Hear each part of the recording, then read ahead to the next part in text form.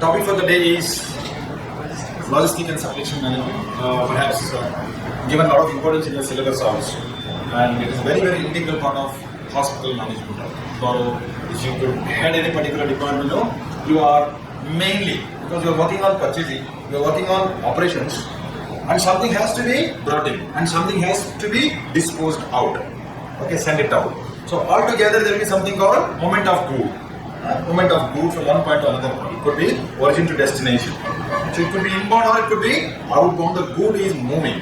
So focusing and studying the movement of the good and how the goods move from one point to another point is obvious. You have to try to understand the concept called logistics. And also there is a logistic is a part of supply chain. Supply chain is a big web. Under that logistic is another part, and also there is something called physical distribution. Another part is also comes physical distribution.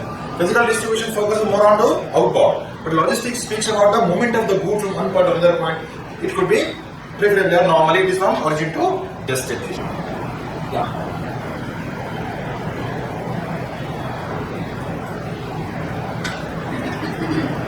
Fine. Do you have any idea about these logistics? Have you ever came across how this logistics works and good or bad experience with the logistics? Is your transportation comes into logistics? Yes. Logistics. One point to another point, reaching out. So imagine tomorrow you are heading one hospital as a purchasing manager or the operation manager, and very much integral part, as I said, you are supposed to buy a product for hospital usage. It could be bed, it could be syringe, it could be cotton, it could be machine, it could be MRI machine, any size, okay, you are supposed to purchase it. What happens then? You are supposed to buy the product from one point to another point. So now commodity is loaded, okay, or the product is loaded and it has to reach your point almost perhaps approximately 3 to 4 days it will take. If something happens in between, whose responsibility? The logistics. Sender responsibility? Practically you come to a point. So until unless the sender receives the money, he will not disseminate the product, right? He already payment is being done. Commodity, the title bears the person who actually buy the product. Now, sender will say, no, I don't have any responsibility on it. Right? So there are complicated issues are there to address in logistics. That is why, so tomorrow if you had any particular hospital, you should be very, very careful about these logistics things. And normally logistics, when you speak about logistics, moment of the good, there are n number of means and ways are available for you. Probably rail, road, highways, airways, waterways. So which method, which mode are you going to prefer is the question mark. And always this correlation, because you guys absolutely have a direct correlation with nature of the product. Right? If it is a gas form, it has to be lifted, or the mode of transportation should be a certain type of.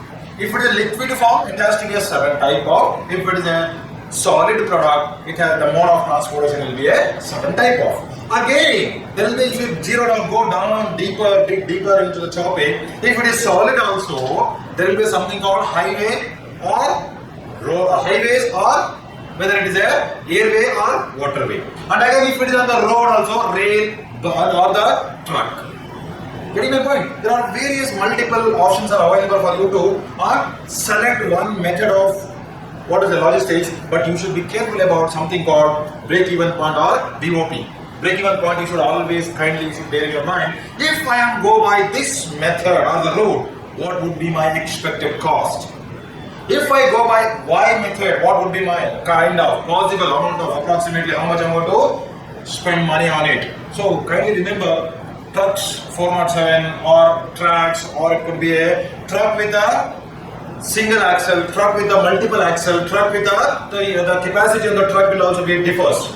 So based on the nature of the product, you are supposed to prefer the mode of transportation. If it is heavy, and then you think about, and then mind you all, these truck logistic owners, the person who lend you the services, something called outsourcing the service of transportation, there will be normally mileage is most important. When you are hiring the truck, you should be careful about what kind of truck, what could be the possible capacity that truck will carry. Everything you have to be very, very calculated. Suppose you hire a truck, half it is loaded, another half is going empty. Can you ask that the truck owner to discount in the price?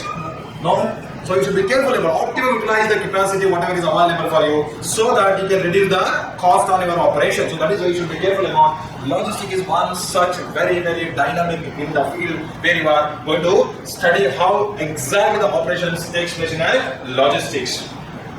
Logistics is the design and management of system. Design and management of the system that control the forward and reverse flow of material. So you able to understand what is the forward? You must have heard. What is the reverse? Coming. Huh? Goods return. Goods return. Yeah, that is reverse logistics also happens. So what is goods return? Why goods will come back? It's in default. Very good. It could be damaged, default or expired. Right? So in such cases what happens? If your product is yours, you have to take it back. Okay, so that is what is reverse logistics is also. And absolutely it's a cost incurred directly on the person who is getting that particular thing. There is absolutely no profit at all in this. No cash inflow. Absolutely the reverse logistics is a burden to the institution. Always you should be try to minimize the reverse logistics. Through the implementation of international logistics, the firm can implement cost-saving programs such as just-in-time, electronic data interchange, and early supplier involvement.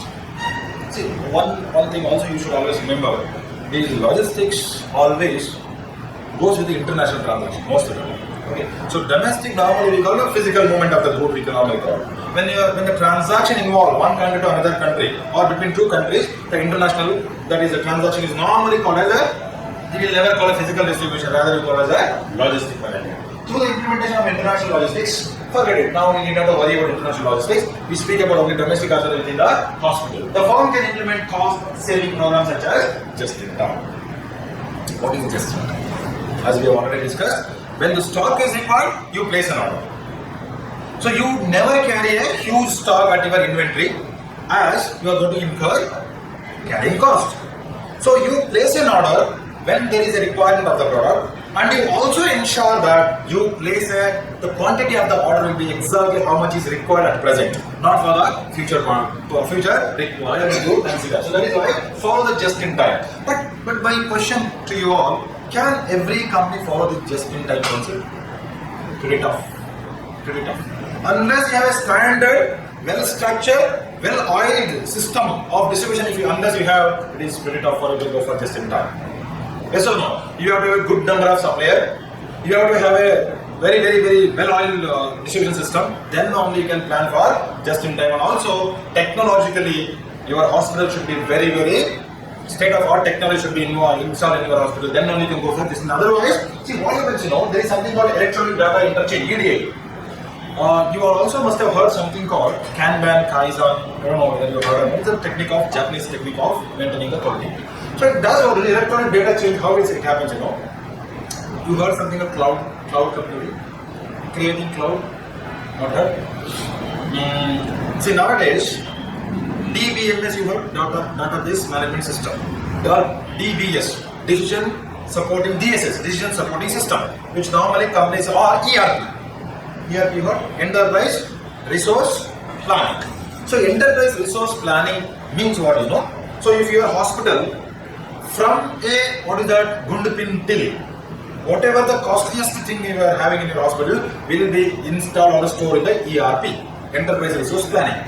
So that ERP software help you to take a proactive decision in future.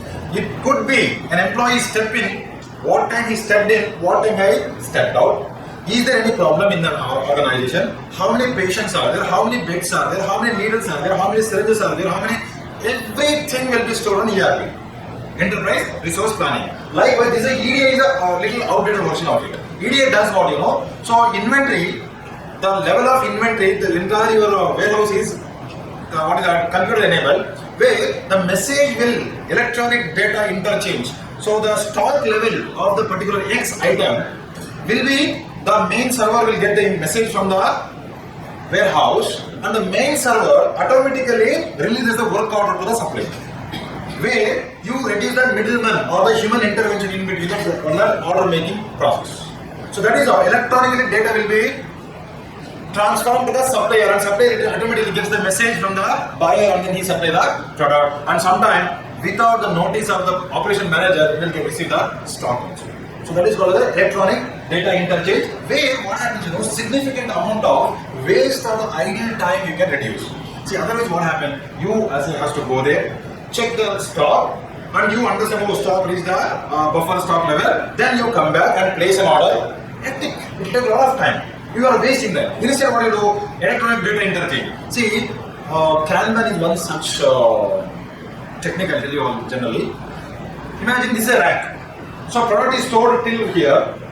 One you keep this level is my buffer stock, and you install one Kanban card here. Okay. So once the stock reaches this level, the Kanban card sends the stock level and it gives a message to the integrated centrally. What is that? There is a scanning machine which scans the signal from the Kanban card. Okay, and then it converts the signal into the order, and there will be a shortlisted supplier of that X product. Okay, shortlisted supplier of the X product, and automatically centrally configured system which places an order to the supplier. So automatically supplier gets an order immediately and he starts stock the supply the stock. So that is how it is absolutely computerized. How that warehouses and the distribution system where the human intervention will be eliminated, whereby you can reduce significant amount of. These are all the constant operations. You do keep on substitute, that is electronic data interchange. There are also early supplier involvement. So you are identifying. This is one technique, but then new technique is what I said, look, automation. Automatically things will fall in the place.